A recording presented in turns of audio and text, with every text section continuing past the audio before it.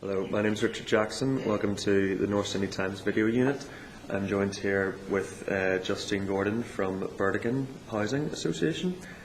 She's in to discuss the results of the recent tender where specialist homeless services across New South Wales were put up for pretty much competitive tender to compete for how homeless provision was delivered across the city. You can read former articles on the North Sydney Times, but we're in today to discuss the future, I suppose, of Burdekin and the results and what you guys currently offer or what you used to. Could you tell us something about that? Yeah. So the Burdekin Association has a number of different funding sources, from out-of-home care to health to supported housing services money. Now the tender targeted a supported housing service, which targeted our independent housing service provision. Our model works with young people 12 to 25, so a chunk of our housing being sort of removed actually affects the bigger picture of what we provide. So we can accommodate a young person at 12 and we can work with them until they're 21, providing that continuity for them, the same service, offering them support, and in some cases the same caseworker actually working with them, for up to 9 years, I think is our longest client that we've had. So what the tender has taken away from us is our transitional housing. So we now have no exit housing for the 12, 13, 14, 15-year-olds that we accommodate, nor do we have opportunities to work with the community in creative ways with housing when young people are at risk, or they're already homeless, or they're exiting the foster care system at 18. So that's now what's not funded. We have always, though, done above what we were funded to do with our supported housing money. So we doubled the capacity for what we were funded to do. So with the new tender, essentially they're halving the support and accommodation options to young people on the northern beaches by us not being successful in the tender. The technicality of homelessness, or the description of it, it's not that you live in the street, that's rough sleeping. Homelessness is that your house could be taken from beneath you at any time. You don't have a fixed address, and to access Centrelink payments you need a fixed address. So you've got to have a friend or whoever. Does that make the fact that somebody might be couch surfing, does that make it more difficult? Because a rough sleeper, they're visible. Somebody's homeless, who's not a rough sleeper. How do you locate?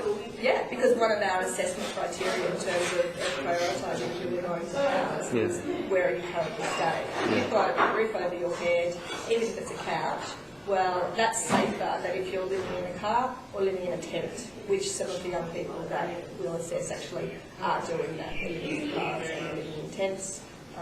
We're going to prioritise them because they're more at risk in the community. And then we will, it is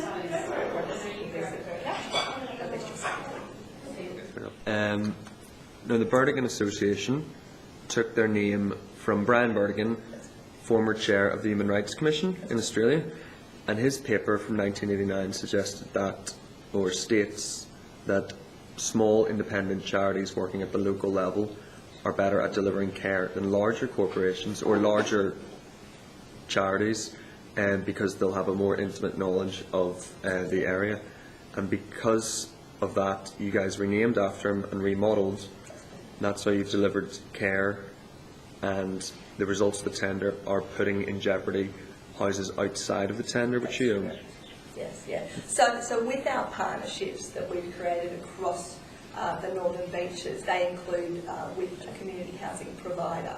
Now they have great confidence in our ability to provide innovative and unique support options to young people that they need to hit their own targets in terms of how many beds after young people to women and families.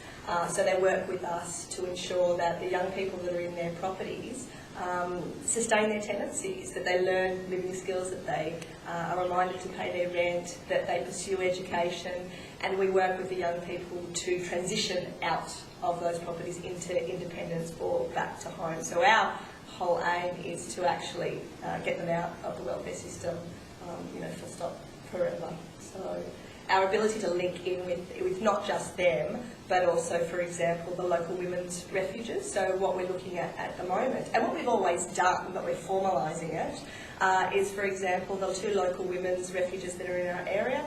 They can't take on particularly the young sons of a mother. So a mother who's a victim of domestic violence needs to go to one of these services. She can't go there with her 12, 13, 14, 15, 16, 17-year-old son. They can work a bit more flexible with the daughters, but they can't with the son. So what we're looking at is partnering with them to provide the accommodation for the children, whilst, I mean, ideally there should be services that are able to accommodate the whole family. There just simply isn't on the northern beaches and lower North Shore. You'd have to go far out west as a family. That means that the young person who's 16, who's completing their HSC, has to relocate to another area for the family to stay together. So another alternative that we're looking at is providing housing options for that 16, 15, 17-year-old son and daughter if required, to live in our housing for a short period of time. We'll provide support to them, in whatever that means, and the women's services will provide that specialised support to the mum, with the ultimate view of working together to get this family back together. And that's quite a unique, innovative way of using housing flexibly, and that's because of our relationships that we have with our local services. And you don't think that would be able to be done outside of the under the new reforms? Look, maybe in a few years, if those services, and actually no, because they have to work on building relationships and partnerships and trust and understanding what you can and can't do with the housing that you have. There are leases, you have to work under lease agreements. One of the things that we have in our area is property that we partially own, so we can actually use that property in ways that fit the local needs of the community. So that again, that property actually sat outside of the tender. We have much more control over what we can do with it. It is important to point out that those 21 beds you lost, they're not technically yours. They're they're housing. Absolutely, they're housing. Owned by the government. Yes, and managed by the community housing provider. Right. Yeah. So they've been given over to the preferred provider, Taldamundi, with Mission Australia's partner. That's correct. And then it's the 41 that you guys own with linked housing. Well, we don't own them per se. We have nomination rights to those beds. We recently acquired an additional really quite large property based in Manly, and the only reason we were able to acquire that new property is because of the relationship that we have with Link Housing. They know and are confident in our ability to place young people and families in there and to get that property up and running very quickly, or it has consequences for their Link Housing's ability to provide housing. I mean, they have to work in their sort of framework, and that can mean that properties need to be filled very quickly. Homelessness is on the rise, though. I mean, statistics have shown since the 2005, 2011, on the rise, and I think, the street counts. Surely with that happening and homelessness on the rise, that is a reason for reforms to happen? Absolutely. Like I believe that, yes, reforms are a good thing to look at what we're doing and how we can do them better. What this reform, though, did was look from a very high level. So people making those decisions really didn't, I believe, see really what was happening on the ground level. Do you feel there was a lack of consultation? And a deeper understanding. I know they consulted with some of the peak bodies and we were able to give that feedback, and that meant that particular youth. Sorry, what does peak bodies mean? So the young, all services that work with young people, there are representative service that represents the needs of those services. So Y Foundations is a peak body for youth services, and they have been. But Burdekin would not be a peak foundation? No. We'd be part of that particular, a member of that peak body that we could give our views to, and they would take those up to government. There was some success in that consultation that allowed, I suppose, gave the impetus for the tender to come out for youth-specific services. So initially, my understanding is that the tender for young people was going to be packaged amongst generalist services for men, women, children, young people. That was pulled out, so it is now a specific youth services package. Okay, well, thank you very much for joining us in the North Sydney Times studios. I'm Richard Jackson, wearing the fuzzy jumper. This is Justine Gordon. Thank you for watching.